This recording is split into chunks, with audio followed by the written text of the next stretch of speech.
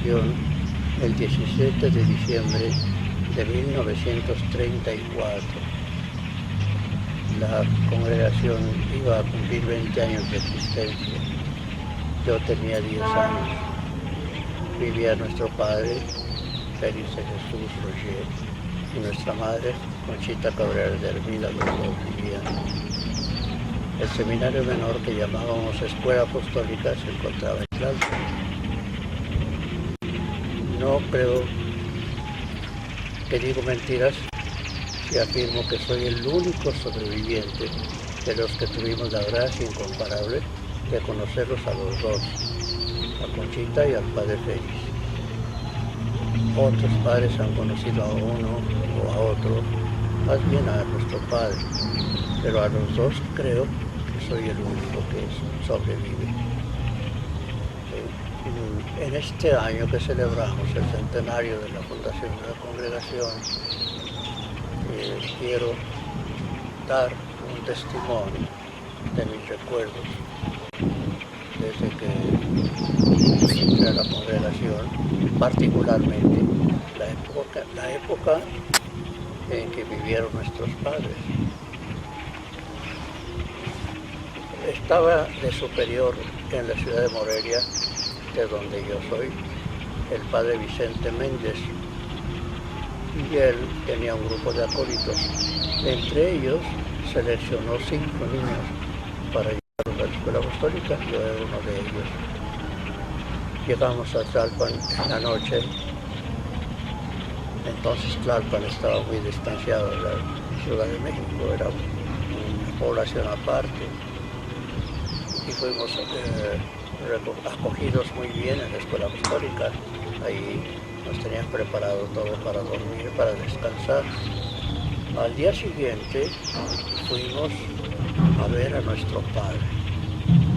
Nuestro padre entonces vivía en un chalet que estaba a un costado de la parroquia de Tlalpan. Era como lo conocíamos, el chalet. Allí vivía nuestro padre con el padre Mundo y el hermano Agustín Díaz. Yo lo había conocido en Morelia, el año 1930, porque en ese año las hijas del Espíritu Santo, fundadas por nuestro padre para tener colegios y seleccionar vocaciones, habían fundado el Colegio Motolinía. Yo fui de la primera generación de ese colegio. Eran años sumamente difíciles, porque el gobierno perseguía mucho a la iglesia. Allí estudié 4 años de primaria con las hijas del Espíritu Santo, que eran unas excelentes maestras y unas excelentes religiosas. Por supuesto que no tenían hábito, no vestían hábito ni nada que se le pareciera, porque eso era completamente peligroso. Si el gobierno se daba cuenta que eran religiosas, inmediatamente clausuraba el colegio. Después de esos 4 años, el padre Vicente me llevó con otros 4 compañeros para ingresar en la congregación. Como decía, llegamos el 17 de diciembre, cosa pues hermosa, en detalle hermoso. Ese día nuestro padre cumplía años, el 17 de diciembre, pero no lo vimos hasta el día siguiente. Yo había conocido a nuestro padre en 1930, porque él fue a visitarnos al Colegio Motolinía. Era alto, robusto, con unas cejas muy espesas y una mirada profunda, pero una mirada que era tan dulce, que era tan paternal, que uno sentía una felicidad cuando nuestro padre lo miraba. Me acuerdo muy bien que fue recorriendo los salones donde estábamos los niños para saludarnos, y que nosotros lo conociéramos y lo saludáramos. Entonces estaba nuestro padre todavía fuerte, en plena salud. En cambio, cuando llegué a la escuela apostólica, ya nuestro padre estaba doblegado, porque el año 1931 había sufrido una enfermedad gravísima, estuvo a punto de morir. No murió, pero quedó muy afectado en su salud.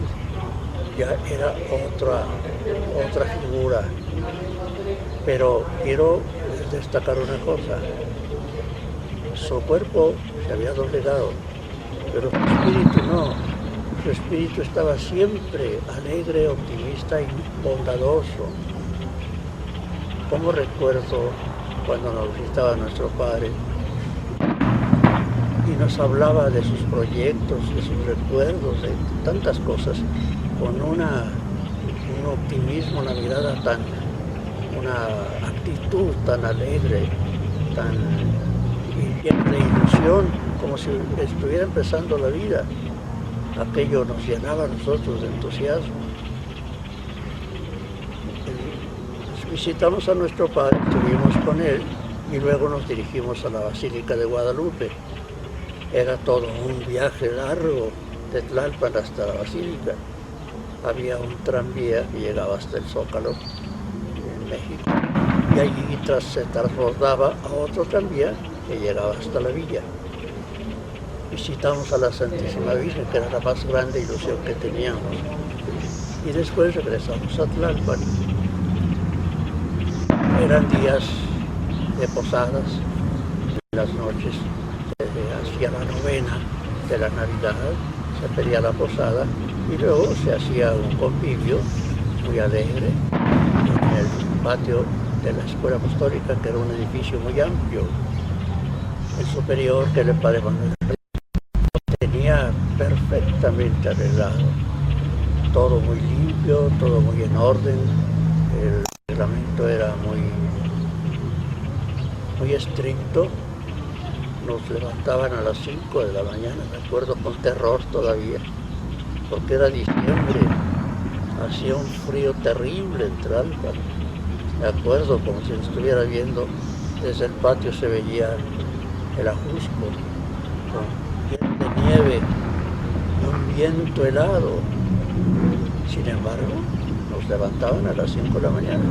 Sí, nos calentaban el agua para lavarnos, pero era un reglamento austero, muy austero. Empezando enero, comenzó el curso. Nuestro padre había puesto en la Escuela Apostólica 9 sacerdotes. Esto demuestra el interés que nuestro padre tenía en la formación de sus hijos. 9 sacerdotes, los alumnos unos 60. En mi curso éramos como unos 24, el curso de primero.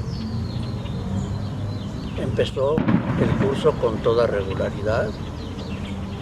Recuerdo que en las mañanas sonaba la campana, nos levantaban, hacíamos unas preces y corríamos todos a la capilla, subíamos hasta un camarín que estaba en alto, donde estaba la Inmaculada, esa imagen bellísima de la Inmaculada, que fue lo primero que encontró nuestro padre cuando fundó la Escuela Apostólica.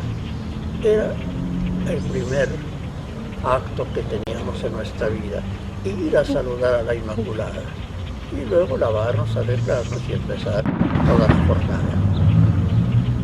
Recitábamos las oraciones de la mañana, la Santa Misa, luego el desayuno y enseguida las clases. Como digo, todo marchaba con perfecto orden. El superior era el padre Manuel Hernández, el vicesuperior era el padre Benedicto Plasencia, que fue un gran formador, y el director espiritual era el padre Tarcisio Romo, un jalisciense de los Altos de Jalisco, un sacerdote, que diría yo, muy varonil, pero de mucho corazón. Él era el director espiritual. Desde entonces yo le confié mi alma hasta que me ordené sacerdote, y todavía después. Le debo muchísimo al padre Tarcisio.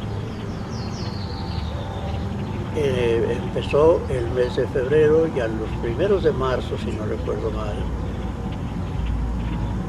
el gobierno que presidía el general Cárdenas el cual persiguió principalmente a los seminarios y colegios católicos, una persecución radical.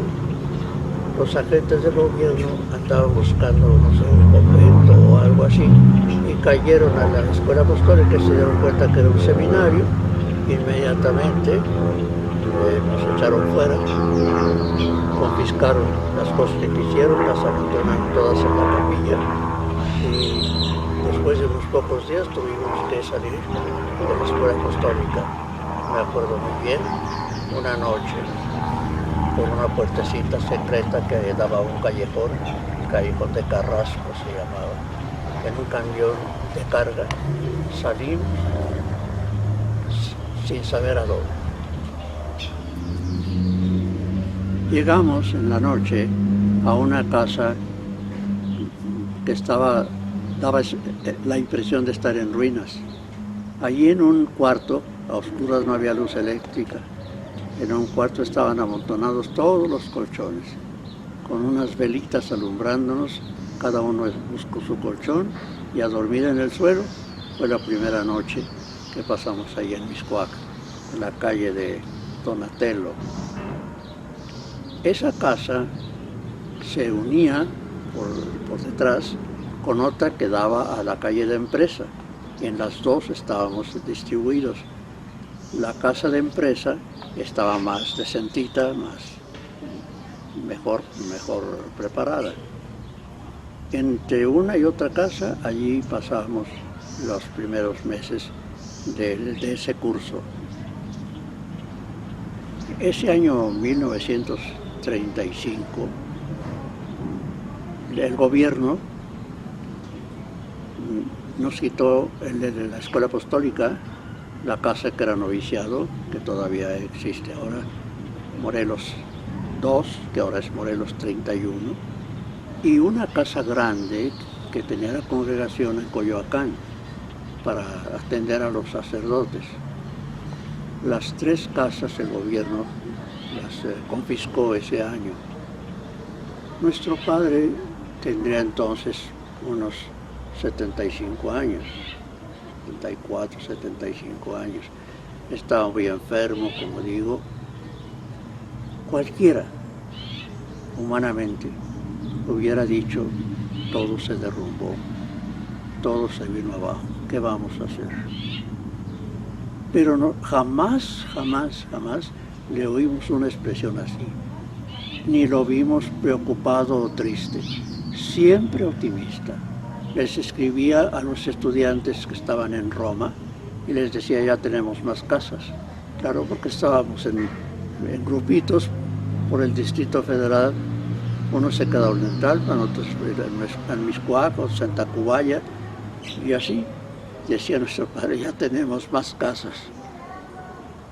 Jamás lo vimos decaído, deprimido, triste, nunca. Siempre optimista, como dije, siempre contándonos sus proyectos de fundar en Francia, de fundar en Nazaret, donde fue la encarnación del Verbo.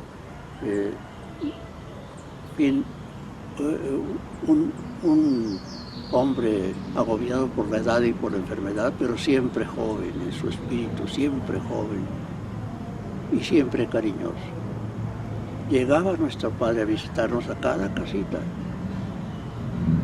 A mí me tocó después trasladarme a Tlalpan otra vez con otros 6 compañeros, de los más pequeños y más atrasados, con el padre Tarcisio Romo, del que hablé hace un poco. Allí en una casita que estaba contigua a otra donde las hijas del Espíritu Santo tenían su noviciado.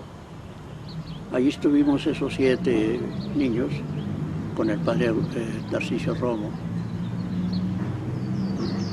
No teníamos capilla. Había un cuarto que estaba arreglado como despacho, un escritorio, sillas, y en una mesita alta una pequeña caja. En esa pequeña caja estaba el Santísimo. Era todo. Ya sabíamos, ya hacíamos ahí la oración y todo eso. En cuanto a la misa, por debajo, por un sótano, íbamos a la capilla de las Hijas del Espíritu Santo y allá oíamos la misa que celebraba el padre Tarcisio. Allá también fue nuestro padre. Tanto más que él visitaba también a las Hijas del Espíritu Santo, el noviciado de las hijas, y nos visitaba a nosotros. Llegaba, hacía siempre una visita al Santísimo al llegar, siempre. Al llegar y al salir, siempre una visita al Santísimo. Llegaba, se sentaba en el recibidor, lo rodeábamos, los 7 niños, y empezaba la plática, empezaba lo que llamábamos la chorchita. Nuestro padre nos empezaba a platicar, a veces nos contaba cuentos en francés para que se los tradujéramos. Él había hecho un método de francés que se llamaba el francés aprendido en un mes.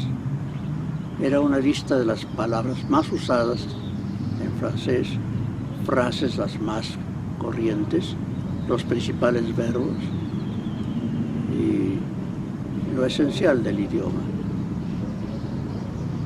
Yo tenía, como dije, 10 años, mis compañeros igual, o 10, 11, 12 años. A esa edad nos aprendimos de memoria todo el cuaderno de nuestro padre. De manera que desde entonces adquirimos ese conocimiento tan valioso como es el francés. Para la cultura, tanto seglar como religiosa, el francés es el idioma, creo yo, más importante. Todos los libros o están escritos en francés o están traducidos al francés, todas las obras más importantes. Desde entonces, y por eso digo que nuestro padre iba, nos contaba cuentos en francés y nosotros se los íbamos traduciendo como podíamos. Otro día fue, como decía él, para llamarnos en dirección espiritual. A cada uno nos fue llamando. Llevaba unas hojas y en esas hojas apuntaba lo que le respondíamos. Un hombre anciano, enfermo, superior general de la congregación, fundador de otras 3 congregaciones religiosas, tenía tiempo y calma para escuchar a niños de 10, 11 y 12 años. Y no solo eso, sino apuntar lo que le respondíamos. Las preguntas eran, por ejemplo, cómo está de salud, cuáles son sus devociones principales, qué quiere hacer el día de mañana. Y nosotros respondíamos, pues, con nuestra mentalidad de niños, pero él anotaba todo lo que le respondíamos. Nuestro padre tenía un sentido extraordinario, por una parte, de la persona humana y por otra parte, de la fuerza de la gracia de Dios, que actúa desde la infancia en la persona.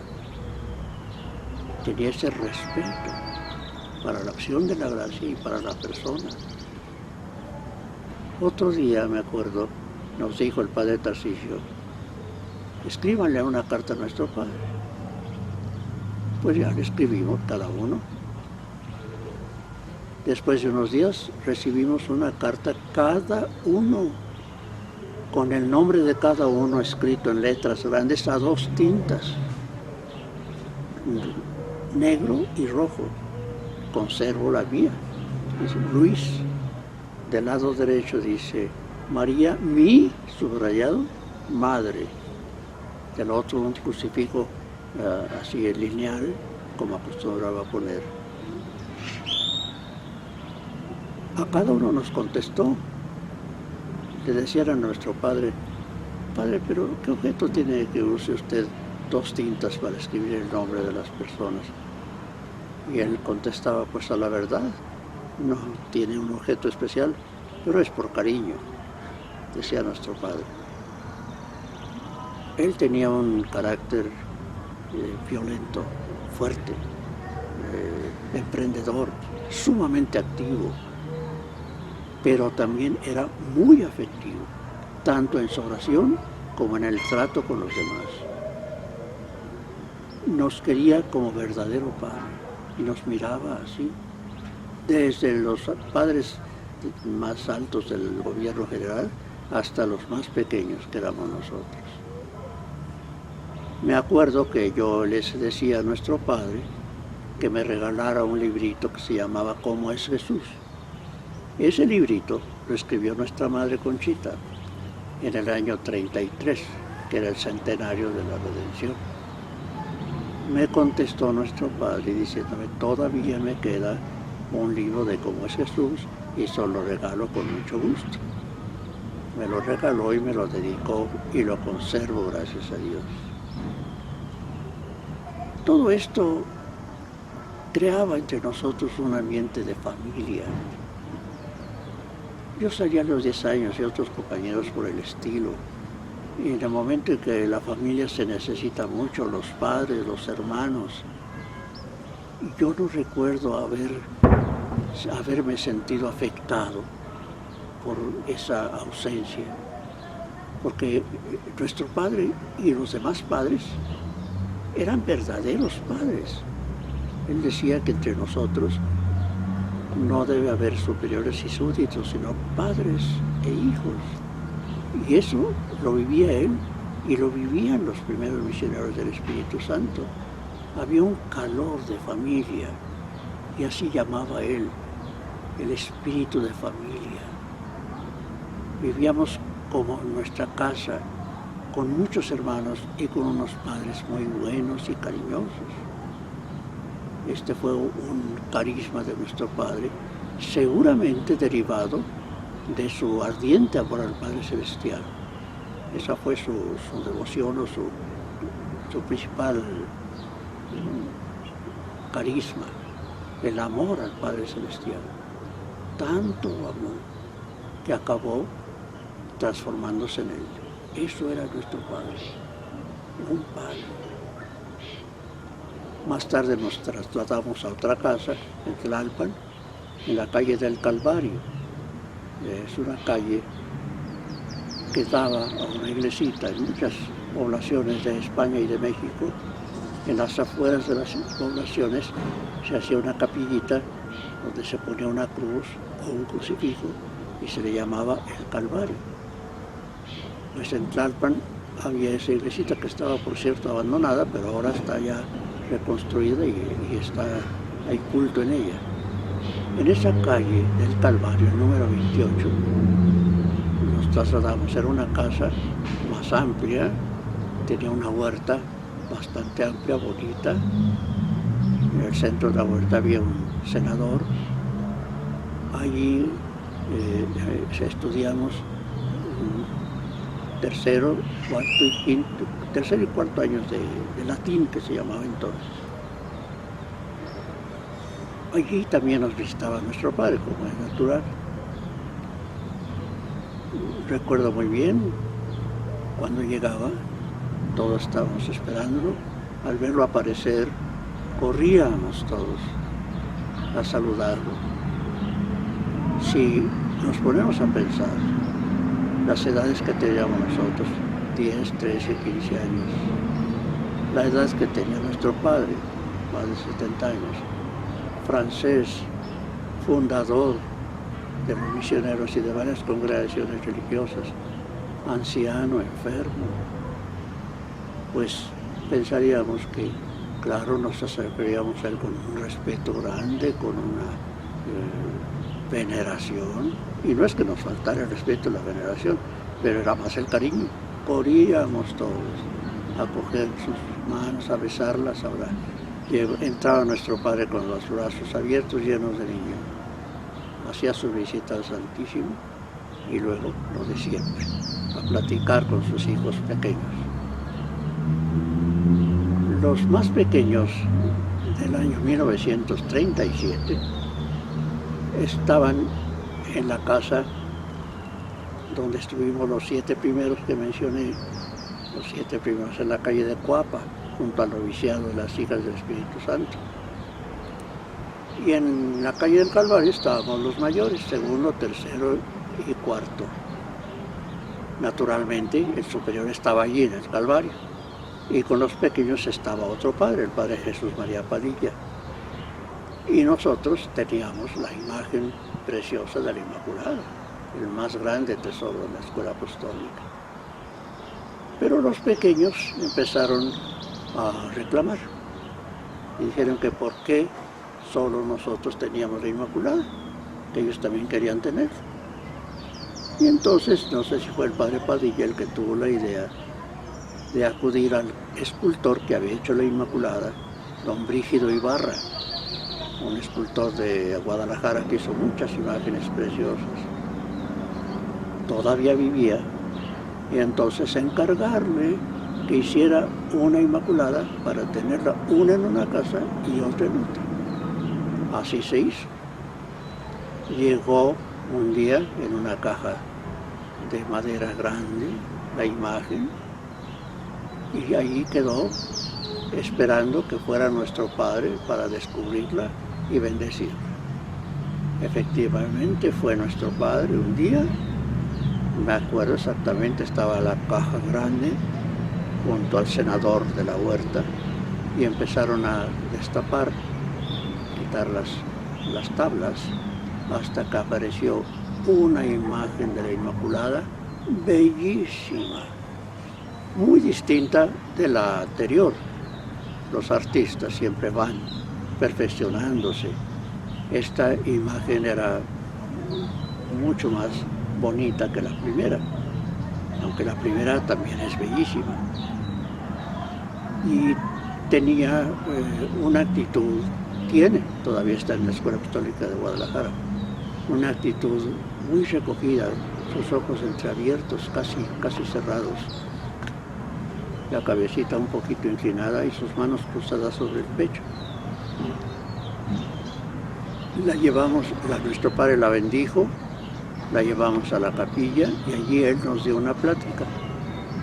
Me acuerdo que en esa ocasión nos dijo, esta imagen se va a llamar Nuestra Señora de la Eucaristía, porque era como si María estuviera dando gracias después de recibir a su Hijo Divino en la comunión.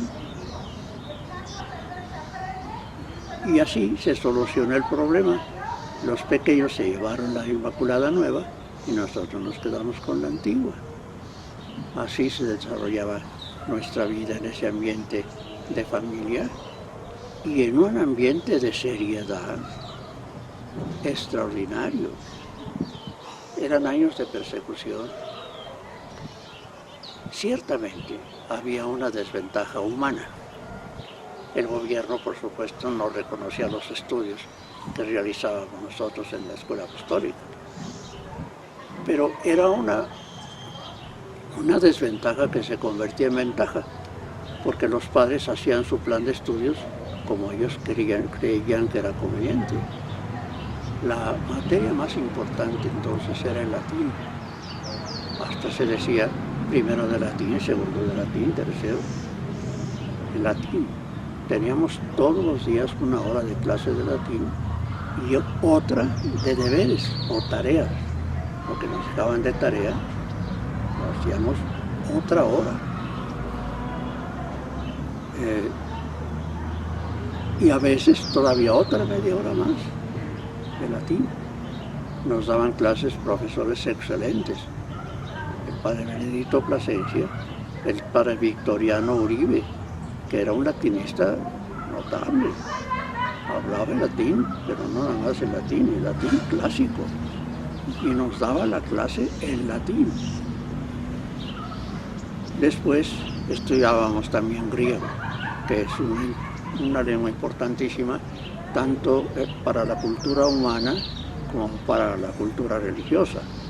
Sabemos que toda la Biblia está traducida al griego unos 200 o 300 años antes de Cristo. Es una versión de mucho valor porque fue hecha sobre manuscritos más antiguos que los que tenemos ahora. Y el Nuevo Testamento está todo escrito en griego. Teníamos un maestro de griego extraordinario, muy inteligente y muy maestro. Se llamaba el padre Luis Manuel Guzmán. Todavía recuerdo cómo nos enseñaba las partículas del griego, las declinaciones, todo. Tenía el arte de grabar en los alumnos las cosas que enseñaba. También el mismo padre nos enseñó la apologética, esa ciencia que ha sido tan descuidada. La apologética es una parte de la teología que consiste en estudiar los fundamentos de la religión, los fundamentos racionales de la religión. El libro que teníamos de texto se llamaba precisamente ¿Por qué soy católico? Pero el padre Luis Manuel no se conformaba nada más con darnos y explicarnos el texto, sino que nos empezaba a dar nociones de filosofía. Y con esa pedagogía que tenía tan extraordinaria, nos empezaba a forjar la mente en la filosofía. Así, con tantas limitaciones y tantos peligros, amenazas, porque el presidente Cárdenas gobernó el país de 1934 a 1940, y yo estoy hablando de 1937. Sin embargo, como digo, nos dieron una formación extraordinaria. Aparte veíamos, claro, las materias normales, la gramática, las matemáticas, la geografía, toda la historia, todas las materias propias del bachillerato. Ese año 1937, nuestro padre celebraba sus bodas de oro sacerdotales, el 24 de septiembre. Toda la congregación se movilizó para esa gran fiesta. A nosotros nos tocó regalarle a nuestro padre un abrigo. Entre todos dimos lo que podíamos, y la Escuela Apostólica le regaló un abrigo que es el que aparece en las últimas fotografías de nuestro padre. Aparece con ese abrigo, un abrigo de cuadros. Y llegó el gran día, el 24 de septiembre, todos nos fuimos a la Basílica de Guadalupe. Ahí celebró nuestro padre la Santa Misa. Los niños pequeños de la Escuela Apostólica cantaron en canto gregoriano, los mayores también. El padre Edmundo, que era el vicario general y el predilecto de nuestro padre, dijo el sermón. Y terminada la Santa Misa, a donde asistimos todos los que pudimos de sus hijos e hijas, nos fuimos a un club para la comida. Allí se realizó el banquete. El padre Treviño, que fue un hombre también de las columnas de la congregación, le ofreció a nuestro padre el banquete. Presidía la mesa el arzobispo de México, recientemente llegado, don Luis María Martínez, y allí todos sus hijos comimos junto con él. Al terminar, se levantó Monseñor Martínez y le dirigió la palabra a nuestro padre. Le decía, padre, usted está doblegado, pero no por los años, sino por los frutos que ha producido en la iglesia. Finalmente nuestro padre dio las gracias. Me acuerdo que dijo, bueno, les está permitido a los literatos exagerar, les está permitido, por eso han dicho estas cosas. Y siguió dando las gracias. Se sacaron fotos, una película que debe estar por ahí en el Archivo General, y pasó ese día de gloria. El mes siguiente se celebró un capítulo general. Naturalmente fue elegido por unanimidad nuestro padre como superior general. Pero al que era su vicario, al padre Edmundo, lo nombraron para ser procurador general de la congregación en Roma. Era una pena grande para nuestro padre, porque el padre Edmundo era su sostén, su confidente, su amigo, y tenía que marchar a Europa, pero la providencia intervino. Antes de hacer el viaje, el Padre del Mundo sufrió una enfermedad gravísima, precisamente el 20 de noviembre, que era el santo de nuestro Padre y del Padre del Mundo. Nosotros estábamos entonces en una población del Estado de México, en plena sierra, que se llama Santana Gilotzingo, un lugar muy hermoso, helado, terriblemente frío, y con una escasez de alimentos y de todo tremenda. Ahí nos encontrábamos. Y hacíamos excursiones. Ese día, el 20 de noviembre, lo recuerdo muy bien, encontramos un lugar amplio. Ahí se organizó un partido de fútbol, pero había un clima de tristeza, de preocupación, de pena. Sabíamos que el Padre del Mundo estaba a punto de morir. Y nuestro Padre, que no se le despegaba. No murió el Padre del Mundo, pero una vez que pasó de la gravedad, a fines de año nuestro Padre cayó enfermo, unas hemorragias terribles, fue internado en el hospital francés y ahí fue atendido. La enfermedad degeneró en peritonitis, entonces no había antibióticos, las cosas que tenemos ahora. Se fue agravando hasta que el 10 de enero de 1938, a eso de las 10:30 quizá, nuestro Padre exhaló el último suspiro después de habernos dado las últimas recomendaciones. La unión, el amor al Padre, con María todo, sin ella nada. Los apostólicos recibimos la noticia y nos trasladamos inmediatamente al hospital francés. Yo llegué con todos, fui a ver a nuestro Padre, estaba tendido en su caja, con su hábito y su capa blanca, que tanto amó. Decía nuestro Padre que la capa blanca simbolizaba la mirada del Padre Celestial que nos envuelve. Estaba plácidamente dormido. Empezó un desfile interminable de personas para venerar sus restos. Yo pedí permiso al Padre Benedicto, que era el superior, de quedarme allí todo el día y toda la noche, y me lo concedió. Allí estuve todo el día y toda la noche. Serían las 9 de la noche cuando el vicario general, que era el Padre Ángel Oñate, llegó, quitó el cristal que cubría el cadáver de nuestro Padre y pudimos besarlo y tocar objetos y satisfacer nuestro cariño y nuestra devoción. Después se cerró otra vez el cristal, ya para siempre. Después de toda la noche, que la pasé junto a nuestro Padre, dormido en una butaca, no voy a decir que despierto, dormido, pero allí con él, cerquita. Amaneció, empezaron las misas, no había celebraciones entonces, una tras otra, y se organizó el entierro. Muchísimas personas nos trasladamos al Panteón del Tepeyac. Allí, en la tumba donde estuvo sepultado el venerable Ramón Ibarra y González, primer misionero del Espíritu Santo, padre de las obras de la cruz, allí quedó el cadáver de nuestro Padre. El Padre del Mundo nos invitó a prometer ser fieles a nuestro Padre. Con la mano en alto, todos prometimos. Y volvimos, cada uno a nuestra casa. Algunos por ahí decían, ya se murió el Padre Félix, se acabaron los misioneros. No se acabaron ni se acabarán. Es obra divina. Nuestro Padre lo comprendió más que nadie. Es obra divina.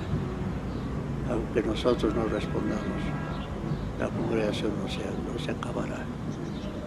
Y así fue como terminó mi experiencia con nuestro Padre Félix.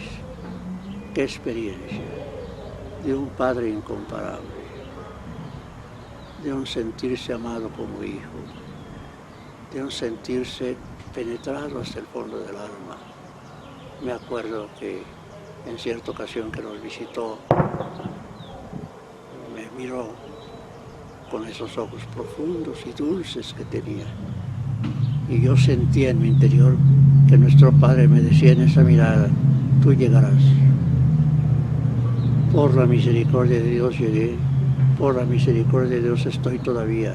Ha sido muy, muy, muy difícil, pero la misericordia de Dios puede más que mi miseria. Y aquí estoy. Bendito sea Dios.